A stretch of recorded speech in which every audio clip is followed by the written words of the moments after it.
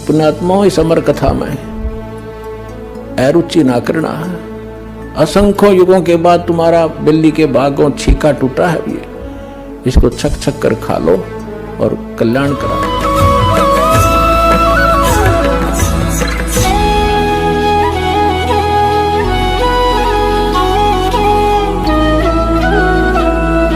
कबीर सागर के अंदर कबीर वाणी एक चैप्टर है, उसके पृष्ठ नंबर 134, 35, 36 और 37 पे यह स्पष्ट किया है कि गरीबदास जी का 12वां पंथ होगा। संवत उसमें गलती से संवत 1775 लिखा है, वहां 74 होना चाहिए, मिसप्रिंट है।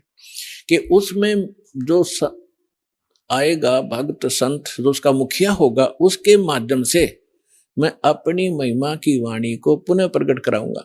लेकिन उस गरीबदास पंथ वाले भी उससे परिचित नहीं होंगे, असंग जन्म तक वो मेरे इस ज्ञान को समझ नहीं सकेंगे। फिर परमात्मा ने कहा था कि जब जैसे काल ने कहा था 12 पंथ करूं मैं साजा और नाम तुम्हारा ले करूं आवाजा, 12 पंथ चालू करूंगा तेरे नाम तय, परमेश्वर से कहा था। और 12 पंथ नाम जो ले ही सो मेरे मुख में आन समोई, और अनेक पंथ चलाऊं उनसे न्यारे राधा स्वामी धन धन सतगुरु जय गुरुदेव और ये ठाकुर जी विनोद वाला ताराचंद, ये और अनेक पंथों में से हैं। और अनेक पंथ चलाऊं या विद जीवों को भरमाऊं, जोग जीत जाओ संसारा जीव न माने कहा तुम्हारा।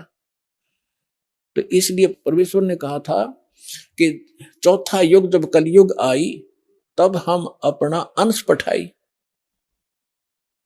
और काल फंद छूटे नरलोई सकल सृष्टि परवाने खोई। ये तो उन्होंने बता दिया कि 12वें पंथ में मेरी महिमा की वाणी प्रकट होगी। उसके बाद फिर उस गरीब 12वें पंथ में हम ही चलावें और सब पंथ मिटा के एक पंथ चलावें। तो उस परमात्मा ने दास भेज दिया पुण्यात्माओं, गरीबदास पंथ में ही दास का से ही निकास हुआ है। फिर क्या बताया है कि कलयुग बीते 5500 पाचा, तब ये मेरा वचन होगा साचा। कलयुग बीत जावे जब एता, और सब जीव परम पुरुष पद चेता। 5505 जब वर्ष बीत जाएंगे, उस समय ये मेरी बात सत्य होगी कि मैं 12वें पंथ में स्वयं आऊंगा, सब पंथों को मिटाकर एक पंथ चलाऊंगा।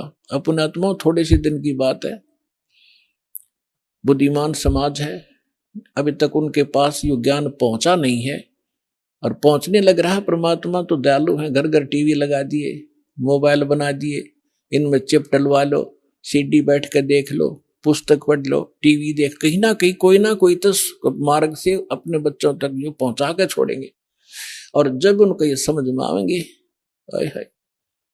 ऐसे आएंगे दौड़कर और सब एक हो जाएंगे, सबका मोक्ष होगा, सब यहां भी सुखी होंगे और सतलोक जाएंगे। जहाज भर भर कर भगवान आपको सतलोक छोड़ का होगा।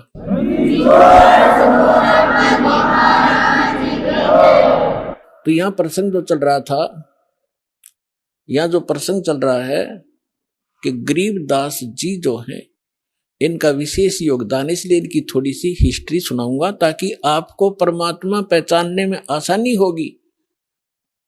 सभी वेद बतावें और सभी परमात्मा प्राप्त संत गुण गावें, तो फिर भगवान के पहचानने में आपको धोखा नहीं होगा, देर नहीं लगेगी और दृढ़ हो जाओगे। फिर चाहे कोई ब्रह्मा विष्णु महेश आकर भी आपको भ्रमित करने की चेष्टा करेगा, आप उनकी बात को मान नहीं सकते। दास आपको इतना दृढ़ करना चाहता है। अब जो प्रसंग चल रहा है कि गरीबदास जी जब 10 वर्ष के हुए, गरीबदास जी की थोड़ी हिस्ट्री सुनाऊंगा, यहाँ उनकी जीवन लीला थोड़ी सी सुनाऊंगा, वह पर्याप्त होगी आपके लिए। गरीबदास जी गांव करौथा, जहां अपना आश्रम है, सबसे पहले हमने 1999 में वहीं से स्टार्ट किया था। 2006 में करौथा कांड इन दुष्ट लोगों ने कर दिया था, वो उधर कोई बात नहीं, हम परमात्मा ने हमारा यहाँ सफलता कर दी। हमें तो अपना प्रचार करना है, चाहे कहीं जंगल में बैठ कर गुणगावा भगवान के, बच्चों तक ज्ञान पहुंच जाना चाहिए। तो करौथा गांव के वो मूल निवासी थे उनके पिताजी, और वो ब्याहे थे गांव छुडानी, जिला झज्जर हरियाणा में, और गांव करौथा है जिला रोहतक में। तो यहाँ उनके नाना के छुडानी के अंदर यानी गरीबदास जी की माता का कोई भाई नहीं था, जिस कारण से उनके नाना जी ने उनके पिताजी श्री बलराम जी को, उनका धनखड़ गोत्र है, अपने घर पे छुडानी में घर जमाई बोलते हैं कि अपने जमाई को वहां रख लेना, उसको घर जमाई कहते हैं। तो सारी संपत्ति उनको दे दी, अपनी बेटी को यानी उसके दामाद को। उनके लगभग 2500 बीघा, जैसे राजस्थान में बीघा होता है, तो 2500 बीघा, पहले बीघा ही था यहाँ पर भी, ये बाद में ये बनी है यहाँ पर एकड़। तो 2500 बीघा जमीन था, इतना बड़ा किसान थे। आज के 1400 के करीब, पौने 1400 के करीब एकड़ जमीन बनती है उन 2500 बीघा की। तो सारी संपत्ति के वारिस फिर गरीबदास जी ही थे। 10 वर्ष के बालक थे, उनके पिताजी यानी नाना जी तभी तक वहां साथी थे। तो उनके वहां लगभग 150 गौवें थी, चरागा, क्योंकि अपने खेत बहुत बड़े थे, गौवें रखते थे। गरीबदास जी उन गौवों के पाली जाया करते थे चराने के लिए जंगल में। उनके साथ में अन्य गांवों के कुछ उनके किसान के यहाँ जो किराए पर पाली होते थे, और कुछ अन्य गांव वाले भी अपनी गौवों को उनके खेतों में चराने के लिए साथ चले जाते थे। संवत 1784 यानी सन 1727 और फागुन उतरते की द्वादशी यानी फागुन सुदी द्वादशी को दिन के लगभग 10 बजे सभी गौवें चर रही थी, कोई बैठी हुई थी वृक्षों के नीचे। जांडी उस साइड में जैसे राजस्थान के अंदर जांड होते हैं ना, जांडियां, ऐसा ही स्थिति थी उस क्षेत्र की उस समय, जो आज बहुत से क्षेत्र में राजस्थान के अंदर।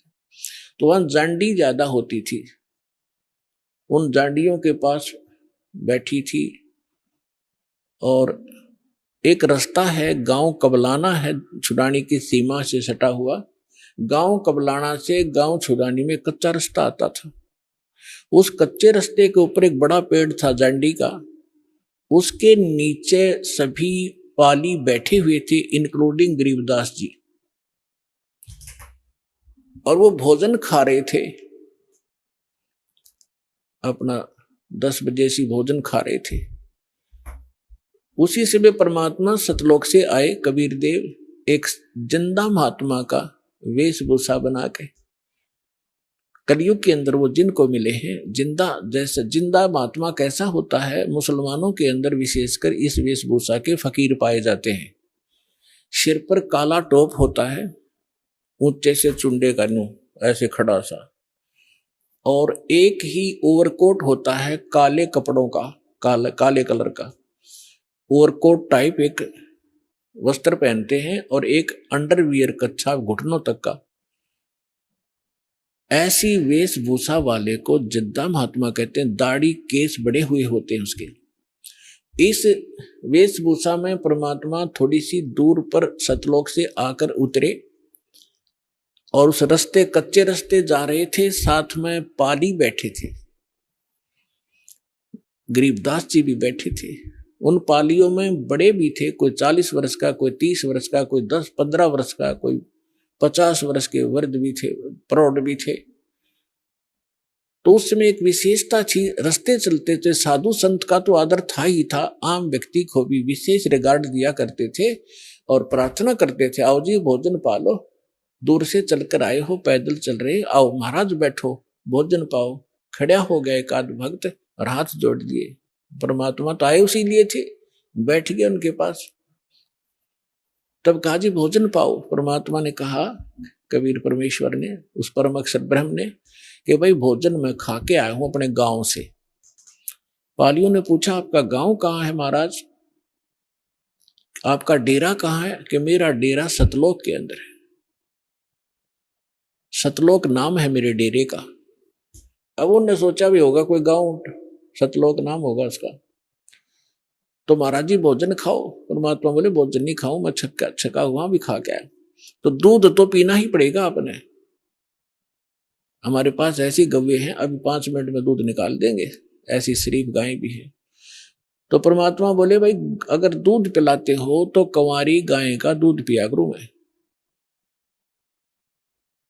तो सभी कहने लगे बाबा जी तेरा दूध पीने की नीत नहीं है, आप तो मजाक करते हो, उपहास कर रहे हो हमारा, आप दूध पीना ही नहीं चाहते। परमात्मा कहते पीना चाहता हूं, निकालो कंवारी गाय का दूध पीता हूं भाई मैं।